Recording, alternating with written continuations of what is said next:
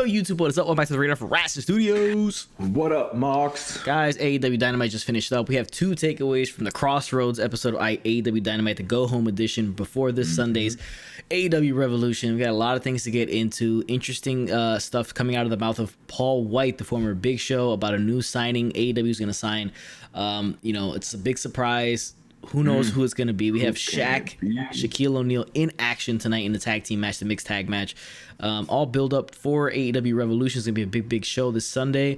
So let's get into it. Before we do it, mind you guys drop a comment and a like on this video. Appreciate you guys tuning in. And we want to hear more of your opinions on what you think is going on in AEW and wrestling in general. What you guys think, who the mystery signing will be.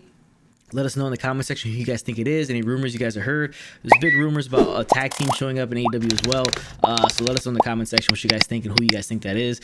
Also, if you're watching, subscribe to the channel notification bell. Literally new videos drop. Social medias, you know what that is. Let's get right into the show.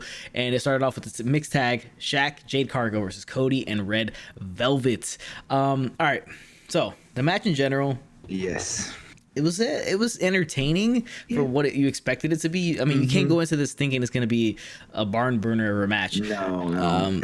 It's not Kenny Omega versus the Bucks, and Hangman. Yeah, exactly. So like Jade Cargill is extremely like new to wrestling, so you could tell that her skills aren't down yet. So there's a lot of awkward she's spots. Not polished. Yeah, she's not polished. A lot timing's not all there. Yeah, it's like a lot of awkward spots where they were kind of just like waiting. She was set up and then waiting and stuff like that. But there's interesting things going on in this match. I mean, I like Shaq, what he did in the match. The way he was moving and the big chops to Cody in the corner. That part was good. It was basically just Red Velvet kind of carrying the match as best as she could against Jade Cargill. Jade Cargill did way too much pandering.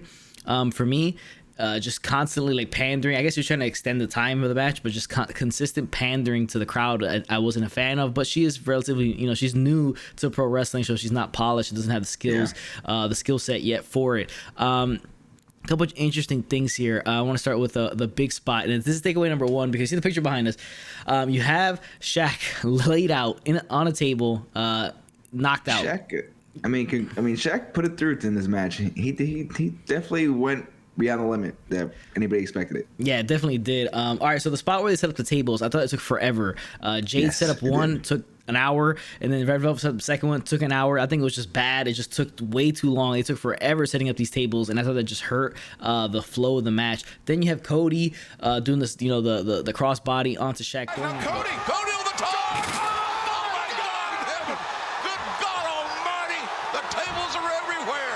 Shaq throwing him to the table. You have Jade Cargill. I mean, obviously she's new.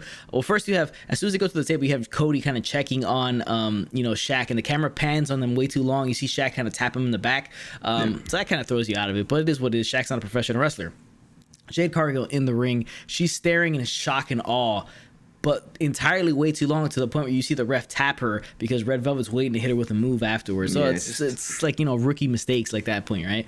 And then you have Jade Cargill winning the matchup, and after she wins, she's just there celebrating while Shaq's unconscious. So she was upset and shocked when Shaq was knocked out, but then after the fact, she's just there celebrating in the ring while Shaq is just knocked out on the floor. So I just thought these were like things that take you out of the match in general. Yeah, like that entire ending was a mess. I mean, I appreciate Shaq for going out there and doing what he did, and he did pretty good for a big giant guy. He did good. Jade has the look, she has the promos, she's all there, but the in-ring work needs a lot of work. She's really behind. Stuff wasn't flowing. That choppiness at the end was terrible. Completely ruined the finish for me. You really can't say AEW is really proud of the way that match ended. It didn't flow well. It kind of ruined it for me. At least I felt that way. But just too many hiccups at the end there. Just a lot of taking us away from the match with the tapping and guys out of position. It didn't flow well at the end there. So, and then it ended weird with the ambulance spot. I mean, that was a weird thing too. So we'll see where that goes on. But Jade has the look. Jade looks like a future star, but I don't know if we needed to put her in such a big time, feud this early. Yeah, it's kind of early for her, going by her skill set at this point. So it's just a little bit early. So mixed in with Shaq, like just two people that don't have really solid in-ring work and are just green as shit. So it's like, what's the point of putting them together in a tag team versus two veterans. It doesn't really make any sense. It was just, I don't know. I guess you could carry them, but it just didn't work. It didn't work. And then you talked about the spot where they brought Shaq into the ambulance, and then he's in the ambulance. They close the door, and then it seems like it's gonna pull off. And then Tony Schiavone shows up a little bit later. It's like, I gotta get an interview with Shaq or get something from the EMTs. And he opens the thing, and Shaq's not there anymore. So the Shaq disappears. Shaq all of a sudden has supernatural powers, disappeared out of the ambulance. He's Undertaker. Yeah. He's AEW's Undertaker. Exactly. And I'm like, why would Tony Schiavone be like, hey, stop the ambulance. Don't take this guy with the injuries. Don't take the superstar Hall of Fame basketball player with injuries. I remember we talked to him first. Like, that was dumb. Yeah, that part was dumb. So weird little batch. But that's takeaway number one. Shaq doing the best that he could out there. It was entertaining from Shaq. I thought most of the stuff he did was entertaining. Shaq was good. Shaq's a funny guy. I love Shaq. Yeah. So next thing on the show, Pac and Rey Fenix taking on John Skyler and D3 squash match. Phoenix and Pac win. We'll see where they go from here on out. AEW drop stories like crazy, so we'll see what happens. Next thing on the show was the press conference for the Inner Circle. It was MJF and Chris Jericho taking questions. We've seen this before with the debate between Jericho and Orange Cassidy, and we had some familiar faces show up here. You had Conrad Thompson himself. I mean, he pretty much has majority of his podcast on the one show in general, so he has all the members of his podcast pretty much there on the show, right? So he has the show. He comes out. He asks a question, he gets berated and gets thrown out. Then you have the guy up from Barstool who was literally on NXT Vengeance Day pre-show that was on here now, so he's probably persona non grata with WWE now. But then you have Eric Bischoff showing up and him talking, asking a question, asking Jericho how stupid he is for what they did to Papa Buck. Then you have Matt and Nick Jackson come out and they pretty much just talk about their dad and how great of a father he was and all stuff like that. Again, I talked about it last week in my review for AEW Dynamite that this didn't come off as like something you see as dastardly, because it came off, it's just the way it is. It doesn't come off as like a heinous crime where you look at it, you're like you're upset, like, oh my god, I hope the Bucks get at them because of that heinous crime. It just didn't come off that way, to be honest with you. It came off kind of just like entertaining and I guess like cool, because these guys aren't hated heels, they're just kind of cool heels, so you don't really hate them. So this kind of stuff like doesn't really play off that well. But I want to talk about a couple things here. It's kind of strange. So Matt and Nick come out, they beat up the Inner Circle, and then you have the Good Brothers randomly. I mean, I guess they're still cool. I mean, they've had issues. They just dropped the whole thing with kind of Kenny and the Bucks kind of thing, and like their whole issues they were having. They kind of just dropped that, as AEW tends to do, and then they beat up on the Inner Circle and go through tables. You see the oh my God! Nick's gonna take flight, and Matt does as well. I think Nick's head bounced off the floor, if I'm not mistaken. Tables, you see the big spots through the tables from the Bucks, and that was pretty much it. AEW just dropped stuff quick, so. Yeah, I mean, you can't say WWE drops stuff. I mean, they do as well, but AEW's been dropping. I mean, they have less time. That's where you have to remember they have less time. But still, like this dropping stuff, forgetting things, but you never know that they can bring it back later on. They could just, be kind of tricking you and having you look this way when they're trying to do this on the other side. So 4D chess, maybe they're playing. I'll give them the benefit of the doubt. Yeah, but again, like to me, it doesn't feel like the stakes are like the stakes are high. Really, it just feels like it feels like okay, the match is more for the titles, and like they're upset because they beat up their dad. It didn't come off that way because you don't have a team that feels like they're cool, they're entertaining, they're funny. If they were like a really badass team, then it might hit harder than if it did, with a team like the way it is. And Papa Buck's style just makes me laugh, so I really can't even. Yeah, it seems like he kind of deserves what he got, right, for the way he dresses. for wearing whatever the hell he was wearing last week. So he deserved it, really, so I don't feel bad for him. Exactly. Now, the next thing on the show is another interesting thing, because you have FTR in a 6-man tag, so it's FTR and Tully Blanchard, but now they have JJ Dillon with him, one of the most boring men in wrestling. He's coming out and going against Jurassic Express, obviously Marco Stunt, part of the Jurassic Express, the 3-on-3. All right, so in the end, you get the win, with JJ Dillon distraction, and you have the Spike Pile Driver by Tully Blanchard, and then afterwards, you had somebody in a mask help out as well, and then you find out to see it's Sean Spears, the man who's been there, left. He had the loaded glove, didn't do anything, left. Had a few with Scorpio Sky for like a week, and it was dropped. And talk about stop and go, man. Yeah, the man has been the most stop and go wrestler in AEW from his the hot debut he had when he hit Cody with the chair, and then that kind of just fell off. He was the chairman at AEW. Now he's nothing really. Then it's interesting because you have JJ Dillon, Spears, Blanchard, and FTR celebrating in the ring.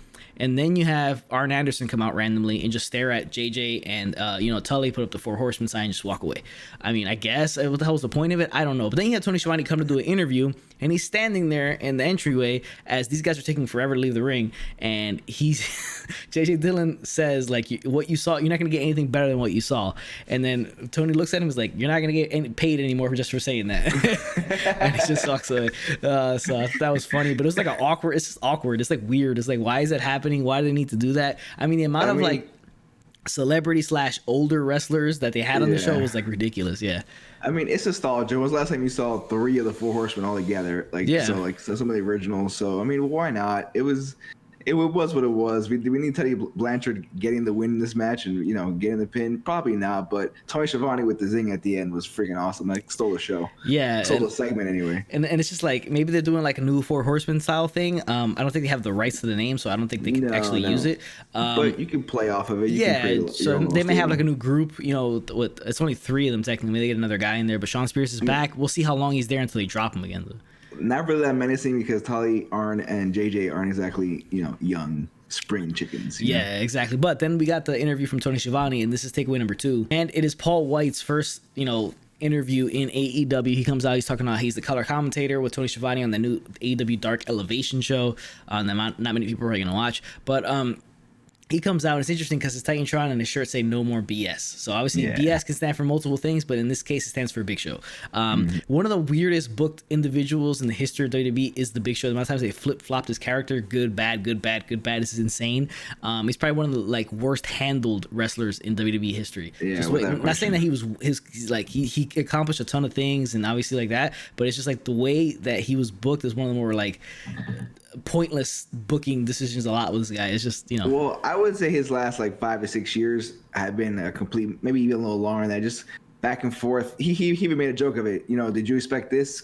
Flop or whatever. Just it was flip flopping every time. It was a heel, it was a baby face, heel, baby face. It was just it never made any sense. So yeah, in the end it didn't. But in the end here, he says this is takeaway number 2 because of what he says. He says that he has a big scoop that at AEW Revolution they're gonna have a surprise signing, a major signing, a Hall of Fame worthy person. So this leads you to believe, is it somebody that has been in the business for a long time and already has that resume of a Hall of Famer? Who could it be at that point? Or is it somebody that just say has the skills and the potential to become that?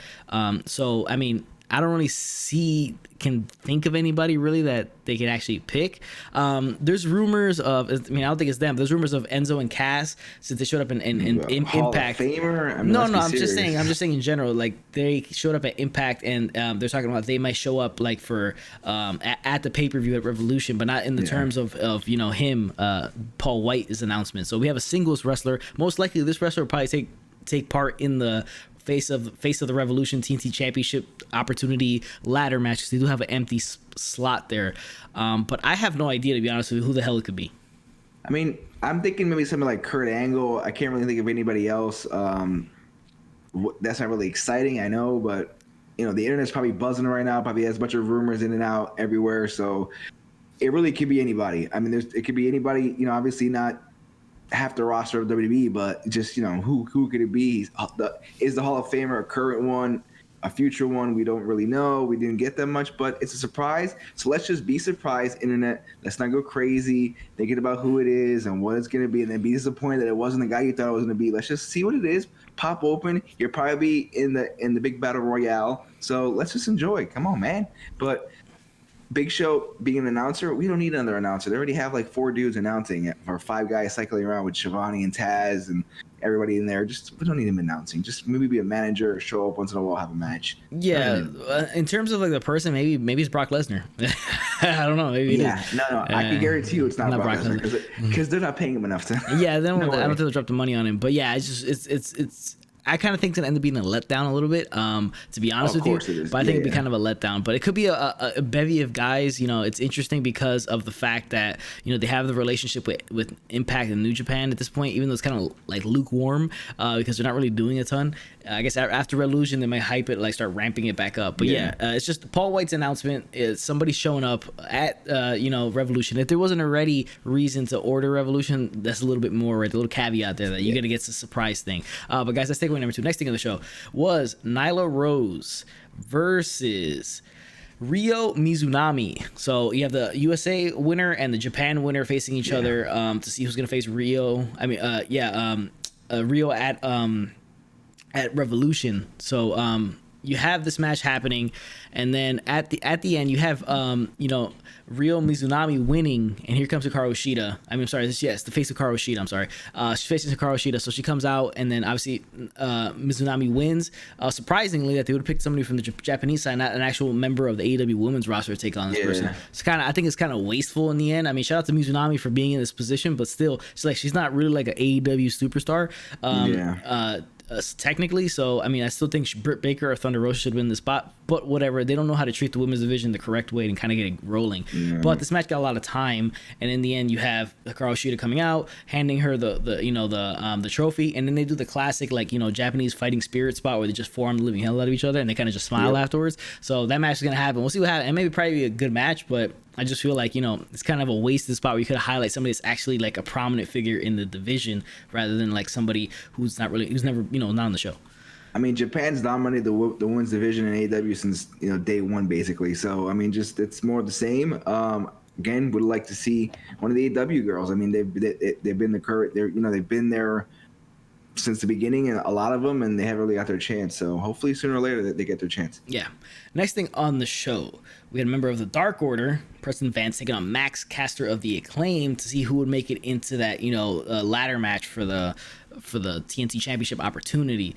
You have Jack Evans coming out, interfering, attacking Vance, and then after he attacks him, Caster gets the win, and you see I think this is hilarious because you have Matt Hardy come out to pay Jack Evans, and literally the envelope, the way he's holding it, says the exact amount of the amount he's paying. I thought that was just funny. I thought that was just ridiculous. But Caster, for the Acclaimed, he gets a big opportunity. He's in the match. So, that's pretty much all there was to it. Scorpio Sky was on commentary here. It's like Scorpio Sky I haven't seen forever. He's just randomly in this match. But he's one of those guys that I've picked as like a guy who should be the next, one of the faces of AEW in the future. But if they ever consistently book him. Next thing on the show was John Silver and Adam Page versus Matt Hardy and Mark Quinn. So this match happened. This was the main event of the night, and it was a long match. They had a few tag team matches on the show, and they just want to end one with tag teams. You know how AEW tends to work. So this match happened. In the end, you have Page winning, right? He wins the match, with John Silver, and then you have Matt Hardy attacking him afterwards, and then you have the whole Dark Order coming out and attacking Matt Hardy, and then you have every tag team in the back come out because they have that tag team casino battle royal at AEW Revolution. That's pretty much it. I mean, that's all there was to the show. It's it's had its highs and its lows, but it's just I know a couple more highs and lows, but it was a go home show. I mean, know. I mean, they were just pushing the big pay per view. It was a decent show. Fun little ending where the entire battle royal comes out. It's definitely a WWE move where you see everyone on the roster, but we saw some faces that we haven't seen in a while. So good. Hopefully after this we get a transition of seeing some guys bringing back some storylines, things getting back to normal a little bit with the pandemic. So hopefully we see more of Sean Spears and Scorpio Sky and get the roster going. But decent show. I'm excited for Revolution, and let's just get to Sunday. Yeah. Before I forget, though, I want to call out one funny spot that we forgot to mention. It was, Sting's interview. He has an interview with Tony Schiavone. He gets interrupted by Ricky Starks. Ricky Starks slaps him in the face, and this is hilarious to me because, Sting's an older guy. He puts Ricky Starks in the Scorpion Deathlock, and Will Hobbs is taking extremely long to get to the ring to help out.